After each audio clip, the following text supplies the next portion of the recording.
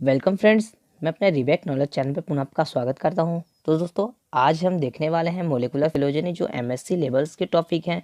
तो एमएस जो मोलिकुलर फिलोजेनी है उसके बारे में हम पूरे डिटेल से जानेंगे इस वीडियो में। तो वीडियो को लास्ट देखिए, तब आपको मोलिकुलर फिलोजेनी के पूरे चीज़ों के बारे में आपको समझ में आ जाएगा। तो चलिए दोस्तों, स्टार्ट करते हैं मोलिकुलर फिलोजेनी। तो इसका इंट्रोडक्शन, इसका प्रस्तावना, क्या चीज़ होता है। तो ये देखिए, लिखा हुआ है कि फिलोजेनेटिक। सबसे पहला बता दूं कि फिलोजेनेटिक का मतलब क्या होता है। तो फिलोजेनेटिक का मतलब होता है वंशावली, यानी वंश बाय वंश, क्रम बाय क्रम, पीढ़ी दर पीढ़ी चलता आता है, उसको बोलते हैं फिलोजेनेटिक। तो फिलोजेनेटिक जो फिलोजेनी होती है, ग्रीक वर्ड फिलोन तथा जेनेटिकोस के कॉम्बिनेशंस मतलब होता है मेल। तो किसके किसके मिलने से बना है, तो एक है फिलोन तथा एक है जेनेटिकोस के मिलने से बना है, जिसका शाब्दिक अर्थ क्या होता है, फिलोन ट्रेप्स यानी क्लैन मतलब होता है वंश। फिर देखते हैं कि जेनेटिकस मतलब क्या होता है। जेनेटिकस मतलब ओरिजिन होता है। ओरिजिन जिसे बर्थ भी बोल सकते हैं या सोर्स भी बोल सकते हैं। ओरिजिन का मतलब होता है कि विकास कैसे प्रारंभ हुआ है उसके बारे में जानते हैं किसके अंतर्गत, तो मोलिकुलर फिलोजेनी के अंतर्गत। अब मोलिकुलर का मतलब होता है, एक तो जैविक होता है, ठीक है। तो अब किसी समुदाय या फिर कुल वंश की उत्पत्ति होना किसके अंतर्गत आता है, तो बर्थ के अंतर्गत आता है। उसी को क्या बोलते हैं, फिलोजेनी बोलते हैं। तो अब फिलोजेनी का डाउट क्लियर हो गया होगा।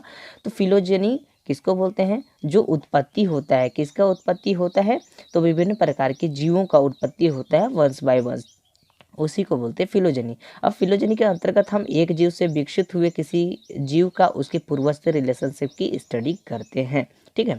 तो इस प्रकार से यदि हम दो जीव के मोलिकुलर स्ट्रक्चर देखें तो इनके डीएनए जो सीक्वेंस है, न्यूक्लिक एसिड और सीक्वेंस और प्रोटीन स्ट्रक्चर का स्टडी करते हैं, ठीक है। तो यह मोलिकुलर जो फिलोजेनी कहलाती है। अब मोलिकुलर एनालिसिस के अंतर्गत हम कैसे देखते हैं, तो एक जीव का दूसरे जीव, ठीक है, तो एक जीव का दूसरे जीव के साथ रिलेशनशिप स्टडी करते हैं, किसके अंतर्गत हम करते हैं, तो फिलोजेनी के अंतर्गत करते हैं। तो जो मोलिकुलर फिलोजेनी की स्टडी करते हैं, ठीक है। तो ये स्टेप बाय स्टेप चलता आता है। सबसे पहला दिया है कि सिलेक्शंस ऑफ ऑर्गेनिज्म और जीन फैमिली, मतलब जो जीन है, जीन के एक परिवार का कैसा करना, सिलेक्शन करना ऑर्गेनिज्म में, ठीक है। अब उसके बाद क्या लिखा है कि चूजिंग एप्रोप्रिएट मोलिकुलर मैक्स, मतलब ठीक है कि उसको जो एप्रोप्रिएट से उसको क्या करना, चूज करना, इसमें मोलिकुलर मार्कर में। फिर लिखा है एक विस्तारण करना क्रमानुसार, सीक्वेंस मतलब क्रमानुसार होता है और एप्लीकेशन मतलब विस्तारण करना होता है, उसके असेंबली का विकास करना या विस्तारण करना, ठीक है। उसके बाद हम लोग नेक्स्ट में देखते हैं अलाइनमेंट। यहाँ पर देखिए अलाइनमेंट दिया हुआ, तो एक सीधे एक रेखा होता है जो एकत्रीकरण करके वो सीधा रेखा ले जाता है, ठीक है। तो फिलोजेनेटिक एनालिसिस उसके अंतर्गत देखते हैं और उसके बाद देखते हैं ट्री कंस्ट्रक्शंस। ट्री कंस्ट्रक्शंस का मतलब होता है कैसा, कि वो एक पेड़ का आकार लेगा। पेड़ देखते हैं कि नीचे से जड़ होता है, उसके बाद तना होता है, ऊपर चढ़ के और विभिन्न शाखाओं में बढ़ जाती है और बहुत सारा शाखा का निर्माण करते हैं। सेम टू सेम प्रोडक्शन इसमें भी होता है। अब ये किसका फिगर दिया हुआ है, तो जो general step in studying materials phylogeny का दिया हुआ है। अब हम देखते हैं अगला में इसके हिस्ट्री क्या बोलते हैं। तो इसका हिस्ट्री बोलता है कि सन 1950 की ईस्वी में जो इवोल्यूशनरी स्टडीज है उसका पढ़ाई किया, ठीक है। तो उसका कैसे कैसे टेक्निक यूज़ हुआ है, तो यहाँ पर दिखा रहा है कि प्रोटीन सीक्वेंसिंग के अनुसार जो स्टार्च चले गेल जो इलेक्ट्रोफोरेसिस ऑफ इंट्रोड्यूस कराता है, ठीक है। तो उसके अंतर्गत इंट्रोड्यूस कितने सदी में कराया गया, तो 1950 में, किसके अंतर्गत, तो मोलिकुलर टेक्निक्स के अंतर्गत, ठीक है। अब देखते हैं कि 1950 ईस्वी में जो सेफ का या एस कह सकते हैं उसके अनुसार जो 1960 से 1970 ईस्वी सन में देखें तो मोलिकुलर डाटा का यूज़ किसके अंतर्गत हुआ, तो जो फिलोजेनी है उसका हायर लेवल तक किया गया, ठीक है। अब इसमें देखा गया कि जो ऑर्डर क्लासेस है उसके अंतर्गत जो रिकंस्ट्रक्शंस है उसमें भी यूज़ किया गया था। इसके बाद सन 1985 में पीसीआर, जिसको बोलते हैं पॉलीमरेज चेन रिएक्शंस, के अंतर्गत जो फिलोजेनेटिक जो रिकंस्ट्रक्शंस किया गया, ठीक है। तो कितना सन में किया गया, सबसे पहले 1950, फिर 1960 से 70 के बीच में, फिर 1985 तक किया गया। उसके बाद देखें तो जो लास्ट 19th सेंचुरी के आसपास जो ई हैकर थे, मतलब ई से ईस्चियर्स होता है, ईस्चियर्स हैकर ने लॉ दिया, जो एक सिद्धांत दिया, ठीक है। तो जिसके अंतर्गत क्या देखा कि recapitulation theory of biogenetic fundamental law कहते हैं, ठीक है, उसने जो भी प्रस्तावित किया था ईस्टर्स हैकर ने, वो हैकर को क्या बोला गया, सॉरी उस थ्योरी को क्या बोला गया, बायोजेनेटिक फंडामेंटल लॉ कहा गया। अब देखते हैं कि इसमें होता क्या है। यह लॉ बहुत से लोगों द्वारा एक्सेप्ट किया गया है, ठीक है। तो ये जो लॉ है बहुत सारे वैज्ञानिक ने इसको प्रस्तावित किया, तो प्रस्तावित करने के बाद सभी वैज्ञानिक इसको क्या किया, एक्सेप्ट किए। तो देखिए सबसे पहला मैं देखा था कि एक ब्रांचनुमा संरचना होता है। देखिए पेड़ है, ये जड़ तो नहीं दिया परंतु शाखाएं दिया, शाखा से सॉरी तना दिया, तना से विभिन्न प्रकार के शाखाएं निकल रही हैं। देखिए शाखा का मतलब कैसा है ये बताता हूँ। देखिए जो ए दिया है वो नेक्स्ट पीढ़ी है, और मतलब दादाजी बोल सकते हैं, दादाजी के बाद जो पीढ़ी चला है पापा चले आए, उसके बाद फिर उसके बेटे सन में चले आए, ठीक है। तो जो ए है यहाँ पर स्मॉल ए है, ठीक है। तो इसके अनुसार एक पीढ़ी दर पीढ़ी कैसा होता गया, डेवलप होता गया, और एक कैसा ट्री नुमा संरचना बन गया। उसी को उस फिगर को क्या बोलते हैं, branching tree diagram from Heinrich Georg and Bronn ऑर्क, जो 1858 द्वारा दिया गया। अब इसके डेफिनेशंस में देखते हैं कि डेफिनेशंस ये होता क्या है। तो डेफिनेशंस में ये कहता है कि जो बायोलॉजिकल एंड स्टैटिकल टेक्निक्स के कॉम्बिनेशंस द्वारा ऑर्गेनिज्म और जीन के मध्य इवोल्यूशनरी रिलेशनशिप्स को क्या बोलते हैं, मॉलिक्यूलर फिलोजेनी कहलाता है। यानी भी बोल सकते हैं कि जो बायोलॉजी है, बायोलॉजी स्टैटिकल टेक्निक्स के जो ये दोनों के कॉम्बिनेशन, बायोलॉजी और स्टैटिकल टेक्निक्स के दोनों की कॉम्बिनेशंस को क्या बोला जाता है, मॉलिक्यूलर फिलोजेनी बोला जाता है।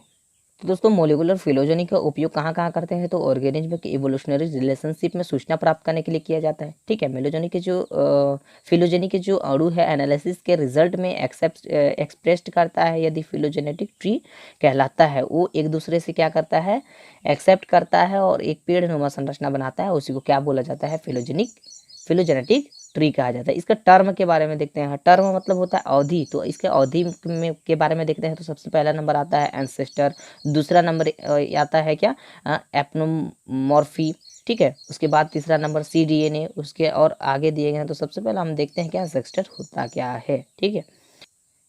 तो देखिए यहाँ पर जो एंसेस्टर बोला गया है कि ऑर्गेनिज्म पॉपुलेशन मतलब होता है जनसंख्या, और उसकी जाति में कुछ दूसरे ऑर्गेनिज्म स्पीसीज, ठीक है।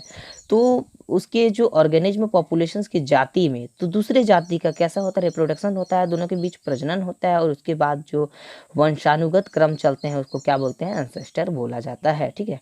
एपोमॉर्फी देखते हैं। तो एपोमॉर्फी में होता क्या है, तो इसमें जीव में कुछ विशेष प्रकार के कैरेक्टर उत्पन्न होते हैं, कैरेक्टर मतलब लक्षण होता है, ठीक है। तीसरा नंबर देखते हैं cDNA। तो cDNA वह डीएनए होता है जो mRNA के द्वारा संश्लेषित होता है। तो cDNA mRNA के द्वारा संश्लेषित होता है, और mRNA प्रोटीन संश्लेषण में कोड इन्फॉर्मेशंस कंटेंट करता है, ठीक है। अब चौथा नंबर देखते हैं, क्या लिखा है, क्लैडोजेनेसिस। अब क्लैडोजेनेसिस होता क्या है ये देखते हैं। नए कोड का विकास एक वंशज से दो अलग वंशजों के रूप में होता है, जिसे हम स्पीशीशंस कहते हैं, ठीक है। उसको हम किसके अंतर्गत रखते हैं, तो क्लैडोजेनेसिस के अंतर्गत रखते हैं। पांचवा नंबर देखते हैं, क्लैडोग्राम क्या होता है। तो क्लैडोग्राम यह एक जो डायग्राम होता है जो कैसा करता है, क्लाडिस्टिक एनालिसिस का रिजल्ट होता है, और इस डायग्राम के एंड पॉइंट पर सभी टेक्सा पाए जाते हैं। टेक्सा मतलब विभिन्न प्रकार के संबोधन होता है, उसको ही पाया जाता है। अब नेक्स्ट देखते हैं डाइवर्सिटी। तो इस जो टर्म का उपयोग होता है टेक्सा का नंबर बताने तथा क्या बोलते हैं, मॉर्फोलॉजी वेरिएशंस को बताने में किया जाता है। वेरिएशन मतलब होता है परिवर्तनशील, तो मॉर्फोलॉजी मतलब होता है क्या, मॉर्फोलॉजी मतलब क्या होता है, मतलब जो आंतरिक शारीरिक भाग है उसका अध्ययन, ठीक है। तो अब देखते हैं कि होमोलॉग क्या होता है। तो समान रूप से विशेष गुण दर्शाने वाले दो या दो अधिक जो टेक्सा होती है उसको एंसेस्टर से विकसित होते हैं। अब आठवां नंबर देखते हैं, हाइपोथेसिस होता क्या है। तो उदाहरण के लिए यदि देखें तो जो बिना टेक्सा होता है उसके अंतर्गत हम इसको रख सकते हैं हाइपोथेसिस को। अब ये हाइपोथेसिस को देखें तो कोई भी जो साइंटिफिक रिसर्च होता है उसके आधार पर ये आधारित होता है। अब नौवां नंबर देखेंगे कि सेंटेनियम होता क्या है। तो क्रोमोसोम का वह भाग जिसमें जीन ऑर्डर सुरक्षित रहता है उसे सिंटेनी कहा जाता है। जो जिसमें जो क्रोमोसोम का वह भाग होता है जिसमें जीन ऑर्डर क्या करते हैं, जीन सुरक्षित रहते हैं। फिलोजेनी क्या होता है, इसमें किसी दो जीव के बीच इवोल्यूशनरी रिलेशनशिप की स्टडी की जाती है फिलोजेनी के अंतर्गत। अब 11वां नंबर देखेंगे तो फिलोजेनेटिक ट्री होता क्या है वो देखेंगे। जीवों के रिलेशन जो इवोल्यूशनरी रिलेशनशिप होता है उसकी स्टडी करने पर एक ट्री जैसा स्ट्रक्चर प्राप्त होता है जिसे फिलोजेनेट ट्री कहते हैं। मतलब एक दूसरे का शाखा बाई शाखा प्राप्त होते जाता है जिसके स्टार्टिंग पॉइंट पर एंसेस्टर तथा इन पॉइंट पर उसका वर्तमान जीव प्रेजेंट रहता है। तो इससे पहले हम लोग जो ट्री देखे थे, ट्री शाखा, उसमें मैं पूरा चीज़ डील कर दिया हूँ।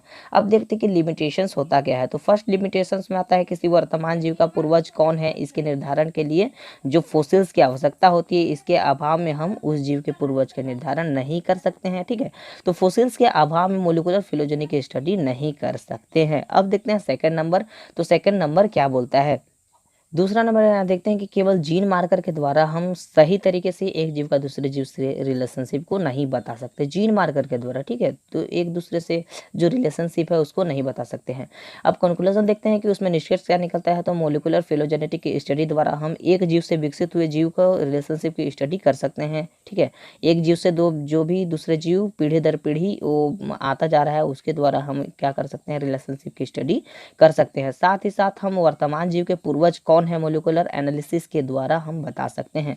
तो वर्तमान में जो जीव थे और पूर्वज में कौन कौन से जीव थे, उनमें क्या मोलिकुलर जैविक परिवर्तन हुआ उसको भी हम बता सकते हैं। तो इस प्रकार यह ऑर्गेनिज्म और जो जीन है इवोल्यूशनरी रिलेशनशिप में मदद करता है। अब इसके रेफरेंसेस के बारे में देखते हैं, रेफरेंसेस में कौन कौन चीज़ें खोज की गया, क्या क्या चीज़ें मिला। तो रेफरेंस के बारे में देखते हैं। तो जॉन डैनियल 2003 में जो ये बुक आया उसको हम लोग देखें। अब नेक्स्ट देखते हैं, यहाँ नीचे लिखा हुआ फिलोजेनेटिक एंड जो फिलोजेनेटिक आता है उसके अंतर्गत मेरियम वेबस्टर डिक्शनरी इसमें दिया गया है। ठीक है, तो रेफरेंस ये है। तो दोस्तों ये वीडियो समझ में आया होगा तो लाइक कमेंट शेयर कीजिए और इस चैनल को सपोर्ट कीजिए ताकि मैं भी एमएससी लेवल्स के जो साइंटिफिक क्वेश्चंस है वो बार बार लेकर आता रहूँ और आप तक पहुँच जाऊँ। Thank you.